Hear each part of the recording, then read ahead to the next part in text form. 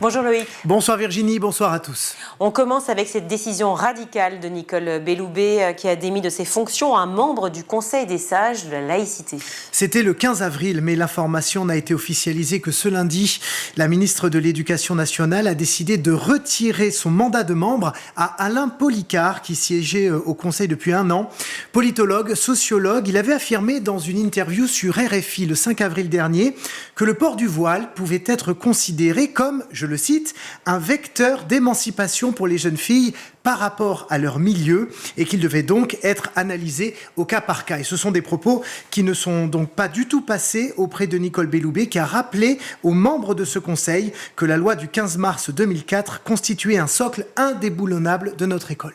On en vient à ce témoignage de l'ancien footballeur Johan Lemaire, victime d'insultes homophobes à l'occasion d'une intervention dans un lycée. Bien qu'amateur à l'époque, il fut le premier footballeur à révéler publiquement son homosexualité. Dans un article publié dans le journal Le Monde, c'était en 2004. Depuis, il intervient régulièrement dans les établissements scolaires pour évoquer toutes ces questions. Ce matin, il était sur RTL pour raconter ce qu'il a vécu il y a quelques jours. Voilà, je leur pose des questions basiques. C'est quoi l'homophobie? C'est quoi l'homosexualité? C'est quoi une discrimination? Puis là, le ton est monté. Alors, beaucoup sur les religions. Systématiquement, maintenant, on revient sur les religions. On vous explique que c'est interdit, que c'est pas quelque chose de naturel, c'est contre nature. C'est interdit, vraiment. Ils insistent sur le mot interdit. Vous dites les religions, Johan Lemaire. Oui. Les religions, parce que quelles qu'elles soient, il suffit que là, en l'occurrence, c'était beaucoup sur la Bible. On m'a expliqué que la Bible, c'était Adam et Ève, un homme, une femme.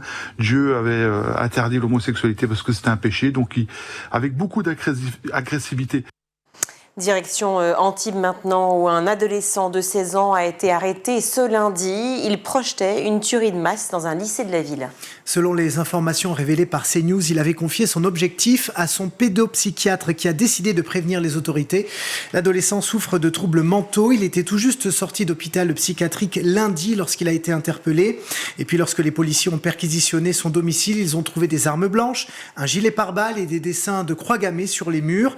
Toujours selon CNews, le jeune homme a affirmé être fasciné par les tueries de masse au moment de sa garde à vue.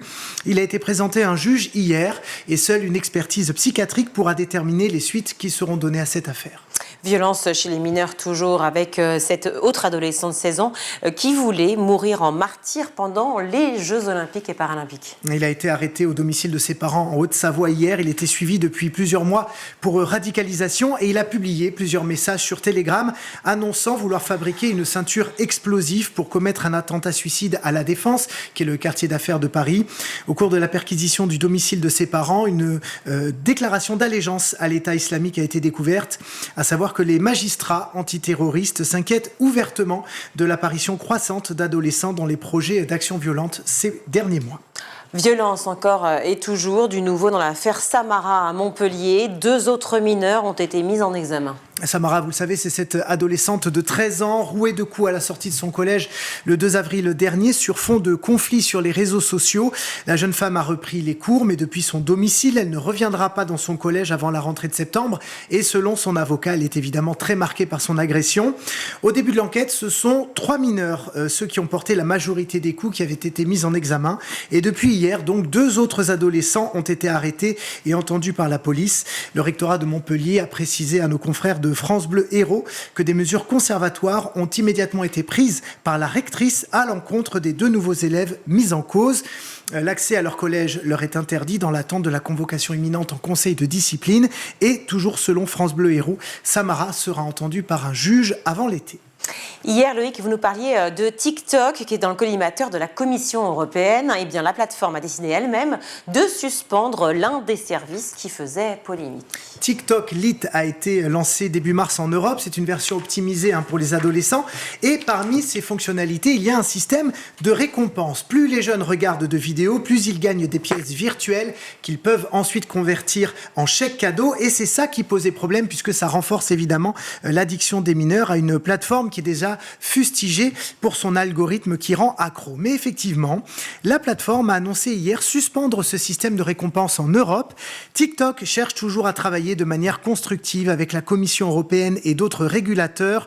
Nous suspendons donc volontairement les fonctions de récompense dans TikTok Lite pendant que nous répondons aux préoccupations qu'elles ont soulevées. Réaction immédiate de Thierry Breton, commissaire européen au numérique, qui a notamment instruit cette enquête.